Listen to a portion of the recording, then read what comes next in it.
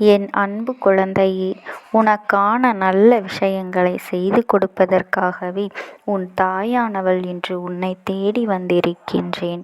என் தங்க குழந்தையே, இன்று உன் அம்மா உனக்காக கொண்டு வந்திருக்கின்ற செய்தி என்னவென்று நீ தெரிந்து கொள்ள வேண்டிய அவசியம் உனக்கு வந்துவிட்டது.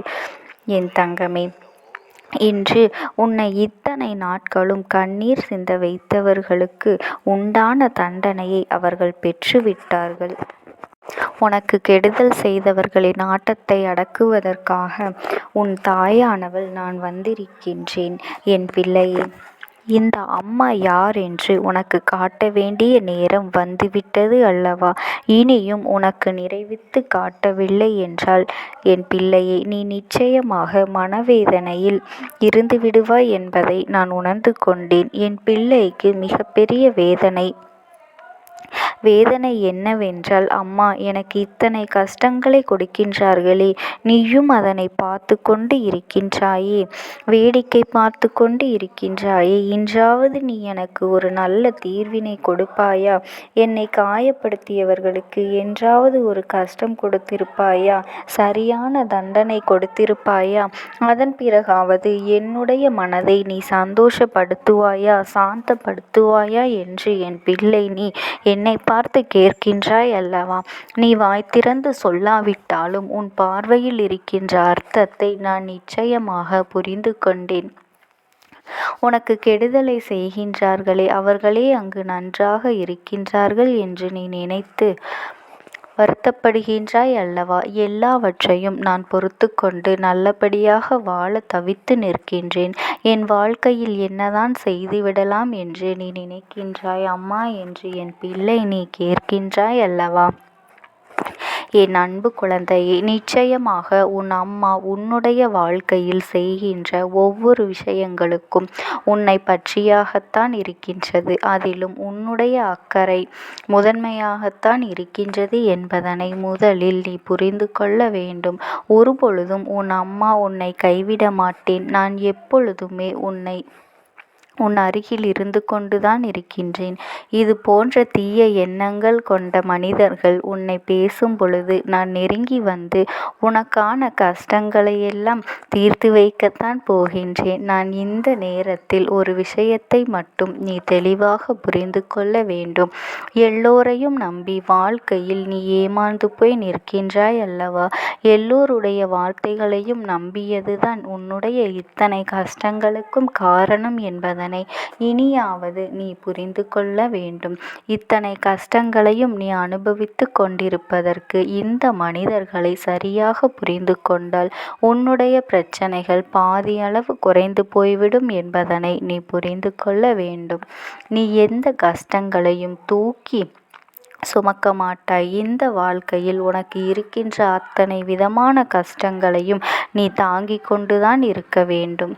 என் தங்கமே, தாங்கி அந்த அவசியம் கிடையாது. இருந்து உன்னால் நிச்சயமாக அதிலிருந்து மீண்டு வர முடியும். உன்னுடைய மனதில் எண்ணங்கள் போலத்தான் எல்லாமே நடக்கும் என்பதனை நீ புரிந்து கொள்ள வேண்டும். என் அன்பு பிள்ளையே, யாரெல்லாம் உனக்கு வேதனைகளை கொடுத்து உன்னை கண்ணீர் சிந்த வைக்கின்றார்களோ அவர்களின் நிலைமை என்னவென்று உன் அம்மா உனக்கு நான் சொல்கின்றேன். என் தங்கமே, நான் சொல்வதை நீ முழுமையாக கேட்டால் உன் வாழ்க்கையில் நடக்கும் விஷயங்கள் எல்லாம் உனக்கு புரிந்துவிடும். நான் யார் யார் என்று உனக்கு நிரூபித்து காட்டுவதோடு மட்டுமல்லாமல் அவர்கள் வாழ்க்கையில் தரமான பல சம்பவங்களையும் செய்ய காத்து கொண்டிருக்கின்றேன். என்னை சர்வசாதாரணமாக நினைத்து விட்டார்கள் அல்லவா? நாம் என்ன செய்தாலும் இங்கே யார் கேட்கப் போகின்றார்கள்? நாம் அவர்கள் வாழ்க்கையில் எதையும் செய்துவிட்டு நமக்கு என்னவென்று இருந்து விடலாம் என்று சாதாரணமாக நினைத்து விட்டார்கள். ஆனால் நீ இந்த அம்மாவினுடைய பிள்ளை என்பதனை அவர்கள் உணரவில்லை.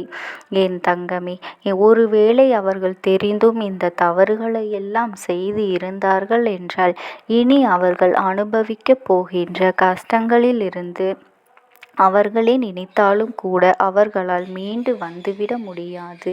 இனி எவ்வளவுதான் மன்னிப்பு கேட்டாலும் அதிலிருந்து அவர்களுக்கு விடுதலை கிடைத்து விடாது என்பதனை நீ புரிந்து கொள்ள வேண்டும். அவர்கள் வாழ்க்கையில் எதையெல்லாம் வேண்டும் என்று நினைத்து கொண்டிருக்கின்றார்களோ அதில் எல்லாவற்றிலும் அவர்களுக்கு பின்னடைவுதான் ஏற்படும். மற்றவர்களுக்கு காயங்களை கொடுத்தால் நமக்கு என்ன நடக்கும் என்பதனை முதலில் அவர்கள் புரிந்து கொள்ளவில்லை. இனிமேல் கொஞ்சம் கொஞ்சமாக புரிந்து கொள்ள தொடங்குவார்கள். என்னாலும் இன்னொருவர் வாழ்க்கையை அழிக்க நினைத்தால் நம் வாழ்க்கை என்னவாக இருக்க முடியும் என்பதனை அவர்கள்தானே இப்பொழுது புரிந்து கொள்ள தொடங்குவார்கள். என் அன்பு பிள்ளையே, எல்லா சூழ்நிலைகளையும் இந்த வாழ்க்கையில் நீ எத்தனையோ கஷ்டங்களை கடந்து எத்தனையோ பிரச்சனைகளிலிருந்து மீண்டு கஷ்டப்பட்டு அடி வாங்கி சமாளித்துக்கு மேலே எழுந்து வந்திருக்கின்றாய். என் தங்கமே, நீ படும் இந்த கஷ்டங்களை பற்றியெல்லாம் அவர்கள் பெரிதாக கூட நினைக்கவில்லை. ஆனால் அவர்கள் படும் கஷ்டம் எல்லாம் நீ பார்க்கத்தான் போகின்றாய். நீ எத்தனையோ உதவிகளை அவர்கள் செய்து கொண்டிருக்கின்றாய். ஆனால் உன்னிடத்திலே இருந்து அவர்கள் உதவியை பெற்றுவிட்டு சிறு துளி அளவு கூட உன்னை மதிக்கவில்லை. அவர்கள் எதை பற்றியும் சிந்திக்க தயாராகவும் இல்லை. அவர்களுக்கு வேண்டியது எல்லாம் மற்றவர்கள் வாழ்க்கையை கெடுக்க வேண்டும் என்பது மட்டும்தான். அவர்கள் கஷ்டப்பட்டால் என்ன, அதை பற்றிய கவலை நமக்கு என்ன வேண்டியது இருக்கின்றது? அவர்கள் கவலைப்பட வேண்டும், அவர்கள் வேதனைப்பட வேண்டும் என்று நான் சொல்லவில்லை. நீ இது போன்ற எண்ணங்களை கொண்ட மனிதர்கள் கண்டிப்பாக வாழ்க்கையில் நன்றாக ஒரு நாளும் இருக்கவே முடியாது. இப்படி அவர்கள் இருக்கும் பட்சத்தில் என் பிள்ளையை நீ தெரிந்து கொள்ள வேண்டிய அவசியம் என்ன தெரியுமா? உன்னுடைய வாழ்க்கையில் நடக்கின்ற ஒவ்வொரு விதமான சூழ்நிலைகளையும் என் பிள்ளை நீ கடந்து வந்த வாழ்க்கையை நல்லபடியாக வாழ்ந்து காட்ட வேண்டும்.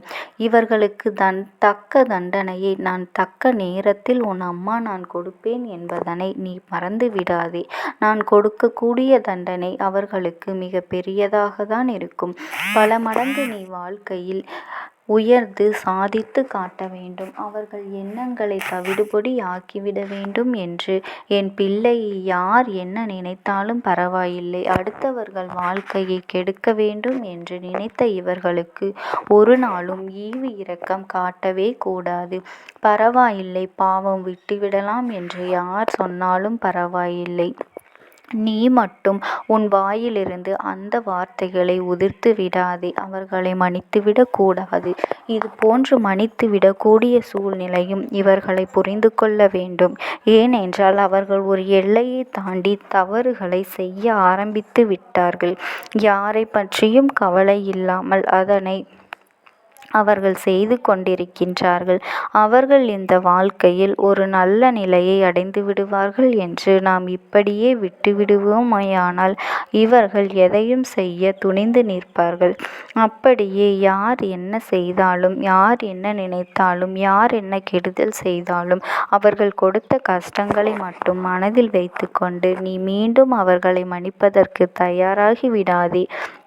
அவர்கள் செய்த பாவங்களுக்கான பலனை அவர்களுக்கு கொடுத்துவிட வேண்டும் என்பதுதான் நீதியாகும். அதனால் அவர்கள் செய்கின்ற விஷயங்களை எல்லாம் நீ மன்னித்து மறந்து மீண்டும் ஏற்றுக்கொள்ளட்டும். ஒரு நாளும் அப்படி தயாராகி விடாதே. அப்படி நீ இருந்து விட்டால் உன் அம்மா அவர்களுக்கு கொடுக்கின்ற தண்டனைக்கு எந்த பலனும் இல்லாமல் போய்விடும் என்பதனை நீ புரிந்து கொள்ள வேண்டும். தவறுகளை அவர்கள்தான் உணர வேண்டுமே தவிர நாம் மன்னிப்பதால் அவர்களுக்கு ஒருபோதும் திருந்துவது கிடையாது என் அன்பு குழந்தையே. அதனால் எப்பொழுதும் மற்றவர்களுக்காக நீ எந்த கெடுதலையும் செய்து விடவே கூடாது. அதுதான் உன் தாயானவள் நான் இன்று உனக்கு சொல்வதற்காக வந்திருக்கின்றேன். ஏனென்றால் அப்படி நீ மற்றவர்களுக்கு ஏதேனும் துரோகத்தை செய்தால் அவர்களும் இதே நிலைமையில்தான் இருப்பார்கள் என்பதனை நீ மறந்து விடாதே. என் அன்பு குழந்தைக்கு இந்த தாயானவளினுடைய அன்பும் ஆசீர்வாதங்களும் என்றென்றைக்குமே முழுமையாக கிடைத்து கொண்டே இருக்கும். ஓம் சக்தி, ஓம் ஆதிபரா சக்தி. என் அன்பு குழந்தையே, உனக்கான நல்ல விஷயங்களை செய்து கொடுப்பதற்காகவே உன் தாயானவள் இன்று உன்னை தேடி வந்திருக்கின்றேன். என் தங்க குழந்தையே, இன்று உன் அம்மா உனக்கு சொல்ல வந்திருக்கின்ற விஷயத்தை கேட்டு நீ அதிர்ச்சி அடையாமல் இருக்கின்றேன். என் தங்க பிள்ளையே, இன்று உனக்கு நான் ஒரு முக்கியமான செய்தியைத்தான் உன் தாயானவள் நான் உனக்காக கொண்டு வந்திருக்கின்றேன். சமீபத்தில் உன்னை விட்டு பிரிந்து சென்ற ஒருவரினுடைய ஆத்மாவானது உன்னோடு பேசுவதற்கு ஆசைப்படுகின்றது. என் தங்கமே, நான் உங்களுக்கு ஒரே ஒரு வாய்ப்பினை உருவாக்கி கொடுக்கின்றேன். அந்த ஆத்மாவின் வாக்கினை கேட்பதற்கு இதுவே உனக்கு கிடைக்கின்ற கடைசி வாய்ப்பாகவும் இருக்கலாம். அதனால் என் பிள்ளையே, இந்த வாய்ப்பினை நீ சரியாக பயன்படுத்தி கொண்டு அந்த ஆத்மா உன்னோடு என்ன பேச நினைக்கின்றது, அவர்கள் எதை உன்னிடத்தில் சொல்ல நினைக்கின்றார்கள், வெளிப்படுத்த முயற்சி செய்கின்றார்கள், எதனால் உன்னை தேடி வந்திருக்கின்றார்கள் என்பதனை எல்லாம் நீ தெரிந்து கொள்ள வேண்டும். என் தங்க பிள்ளையே, அவர்கள் எப்படி இந்த தெய்வத்தின் அருகில் வந்தார்கள் என்று நீ யோசிக்கலாம். என் தங்கமே, உன்னுடைய இல்லத்தில் சமீபத்தில் இறந்து போன ஒருவரினுடைய ஆத்மாவானது சில நாட்களாகவே உன் இல்லத்தை சுற்றி சுற்றி வருகின்றது. இந்த அம்மா அதனை கண்டுவிட்ட பிறகு, எதற்கு இங்கே சுற்றி கொண்டிருக்கின்றாய்? நீ இருக்க வேண்டிய இடத்தில்தானே இருக்க வேண்டும். என் பிள்ளையின் வீட்டில் உனக்கு என்ன வேலை என்று கேட்ட பொழுதுதான் அந்த ஆத்மா என்னிடத்தில் சொன்ன விஷயம், எனக்கும் என்னிடத்தில் இருக்க வேண்டும் என்றுதான் ஆசையாக இருக்கின்றது. ஆனால் சில விஷயங்கள் என்னை அங்கே செல்ல விடாமல் தடுத்து கொண்டு இருக்கின்றது. எனக்கு என்னுடைய குடும்பத்தில் இருக்கின்றவர்களிடம் பேசியாக வேண்டும். என் மனதில் தோன்றுகின்ற சில விஷயங்களை அவர்களிடத்தில் சொல்லிவிட்டால் நான் மனநிறைவோடு இங்கிருந்து சென்று விடுவேன். சில விஷயங்களை நான் அவர்களோடு பகிர்ந்து கொள்ளாமல் விட்டுவிட்டேன். அதற்கு சரியான நேரம் இப்பொழுது வந்திருக்கின்றது. இப்பொழுதும் சொல்லாமல் நான் சென்று விட்டால் இனி காலம் முழுவதும் என்னால் அவர்களிடத்தில் சொல்லிவிட முடியாது. இதற்கு நீங்கள்தான் துணையாக நிற்க வேண்டும் அம்மா என்று என்னிடத்தில் வாய்ப்பினை ஏற்படுத்தி கொடுக்க வேண்டும் என்று கேட்டது. என் தங்க குழந்தையே, இப்படி இருக்கும் பொழுது அவர்களிடத்தில் சொல்லிவிட முடியாது. அந்த வாய்ப்பினை ஏற்படுத்தி கொடுத்து என் வீட்டில் உள்ளவர்களிடம் பேச வைக்க வேண்டும் என்று என்னிடத்தில் கோரிக்கை வைத்தது. என் தங்கமே, இப்படி மனதிலே எந்த கெட்ட எண்ணங்களும் இல்லாமல் உன் குடும்பத்திற்காக பேச வேண்டும் என்று கேட்ட ஆத்மாவிற்கு நான் அந்த வாய்ப்பு வழங்குவது தானே முறையாக இருக்கும். அதனால் இந்த அம்மா அந்த ஆத்மாவிற்கு அந்த வாய்ப்பினை கொடுக்க முடிவுகள் செய்து இப்பொழுது உன்னோடு பேசுவதற்காக வரவழைத்திருக்கின்றேன். என் பிள்ளையே, அந்த ஆத்மாவானது உன்னிடத்திலே என்ன பேசுகின்றார்கள் என்பதனை நான் என் மூலமாக உன்னிடத்தில் பேசி சொல்கின்றேன். இந்த அம்மாவிடத்திலிருந்து தான் அவர்கள் மனதில் பேச நினைப்பதை எல்லாம் பேச முடியும். என் தங்கமே, நேரடியாக ஒரு ஆத்மாவின் குரலை உன்னால் அத்தனை சுலபமாகவெல்லாம் கேட்டுவிட முடியாது. இந்த அம்மா அதற்காகத்தான் இன்று இந்த உதவியை செய்கின்றேன். என் குடும்பத்தில் இருக்கின்றவர்களிடம் பேச வந்திருக்கின்றேன். உங்கள் எல்லோரையும் நான் இனி காணவே முடியாது என்பதனை நான் உணர்ந்து கொண்டேன். என் வாழ்க்கையில் நிறைவாக இருந்து என்னால் உங்களுக்கு கஷ்டங்கள் வந்தாலும் உங்களால் எனக்கு எந்த கஷ்டங்களும் இதுநாள் வரையிலும் வந்தது கிடையாது. நான் நினைத்தது போல இந்த வாழ்க்கையை அத்தனை சந்தோஷமாக வாழ்ந்து கொண்டுதான் இருந்தேன். என் குடும்பத்தில் இருக்கின்றவர்களிடம் பேச வந்திருக்கின்றேன். உங்கள் எல்லோரையும் இனி நான் காணவே முடியாது என்பதனை நான் உணர்ந்து கொண்டேன். உங்களோடு இருந்த இந்த காலகட்டம் குறைவாக இருந்தாலும் எனக்கு கிடைத்த சந்தோஷங்களும் மகிழ்ச்சியும் ஏராளமாக இருந்தது. அதனால் எனக்கு எந்த ஒரு கவலையும் இதுவரையில் இருந்ததே கிடையாது. நான் நினைத்தது போல இந்த வாழ்க்கையை நான் சந்தோஷமாகத்தான் வாழ்ந்து கொண்டு இருந்தேன். ஆனால் இவ்வளவு காலம் எனக்கு சீக்கிரமாக என்னுடைய ஆயுள் முடிந்துவிடும் என்று எனக்கு முன்பே தெரியாது. அது தெரிந்திருந்தால் நிச்சயமாக என் மனதில் இருக்கின்ற அத்தனை விஷயங்களையும் நான் உங்களிடத்தில் சொல்லியிருப்பேன். ஆனால் எல்லோரும் நினைப்பது போலத்தானே நானும் நினைத்திருந்தேன். எனக்கும் இந்த உலகத்தை விட்டு செல்ல வேண்டும் என்ற ஆசை கிடையாது. மற்றவர்கள் சொல்வது போல எதற்காக பிறந்தோம், நாம் ஏன் பிறந்தோம் என்று ஒரு நாளும் நான் நினைத்தது கிடையாது. வாழ வேண்டும் என்றுதான் ஆசைப்பட்டேன். என்னுடைய ஆசைகள் எல்லாம் நிராசையாகும்படி இந்த உலகத்தில் விட்டு செல்ல வேண்டிய காலகட்டம் கட்டாயம் வந்துவிட்டது. என்னுடைய கடமை இங்கே சரியாக முடிவதற்கு வந்துவிட்டது. இன்று நான் உங்களோடு பேச வந்ததற்கு முக்கியமான காரணம், சில விஷயங்களை எல்லாம் உங்களோடு சொல்லாமல் விட்டுவிட்டேன். எப்படி நடக்கும் என்று தெரியாமல் நான் சில விஷயங்களை செய்தும் முடித்துவிட்டேன். அதற்காக உங்களிடத்தில் நான் மன்னிப்பு கேட்டுக் கொள்கின்றேன். இதை உங்களிடத்தில் பகிர்ந்து கொள்ள வேண்டும் என்றுதான் இன்று நான் வந்திருக்கின்றேன். உங்களை நான் மனதார வணங்குகின்றேன். இந்த வாய்ப்பினை நான் சரியாக பயன்படுத்தி கொள்ள விரும்புகின்றேன். அதனால்தான் என் மனதில் இருக்கின்ற விஷயங்கள் எல்லாம் நான் சொல்லிவிடுகின்றேன். சிறிது நேரம் அமைதியாக அமர்ந்து என்னுடைய வார்த்தைகளை கேட்டாலே போதும். என்னுடைய அன்பினை புரிந்து கொண்டு அதுவே எனக்கு போதும். நான் நிச்சயமாக இங்கிருந்து நல்லபடியாக சென்று விடுவேன். இன்று உங்களோடு பேச வந்ததற்கு ஒரு முக்கியமான காரணம், நான் சில விஷயங்களை சொல்லாமல் விட்டுவிட்டேன். இப்படி நடக்கும் என்று எனக்கு ஒரு நாளும் தெரியாமல் சில விஷயங்களை செய்துவிட்டேன். அதை உங்களிடத்தில் பகிர்ந்து கொள்ளத்தான் வந்திருக்கின்றேன். என் மனதில் நினைக்கின்ற விஷயம் என்ன தெரியுமா? நான் உங்களை நன்றாக பார்த்து கொள்ள வேண்டும். உங்களின் ஆசைகளை எல்லாம் நிறைவேற்றி கொடுக்க வேண்டும். உங்கள் வாழ்க்கையில் நடத்தி கொடுக்க முடியாமல் போனாலும் இனிமேல் அதையெல்லாம் நடத்தி கொடுக்க வேண்டும் என்று ஆசைப்பட்டு என்னால் ஆன முயற்சிகளை எல்லாமே செய்து கொண்டிருந்தேன். ஆனால் முழுமையான பலன்களை கொடுப்பதற்கு முன்பாகவே இது போன்று நடந்துவிட்டது. அதனால் நான் ஏதேனும் குற்றம் குறைகள் செய்திருந்தாலும், ஏதேனும் உங்களுக்கு மனதிற்குள் கஷ்டத்தை தந்திருந்தாலும் என்னை மன்னித்து விடுங்கள். நான் எப்பொழுதும் உங்கள் மீது உண்மையான அன்பினைத்தான் வைத்து கொண்டிருக்கின்றேன். நான் ஒரு நாளும் மனதில் ஒன்றும் வெளியில் ஒன்றுமாக ஒரு நாளும் நான் நடந்து கொண்டது இல்லை. அதனால் என்னவோ என்னுடைய குணங்கள் சிலருக்கு இங்கே பிடிப்பதே இல்லை. எதுவாக இருந்தாலும் என்னோடு இருக்கின்ற என் குடும்பத்திற்கு தெரியும் அல்லவா நான் யார், என்னுடைய அன்பு எப்படிப்பட்டது என்று.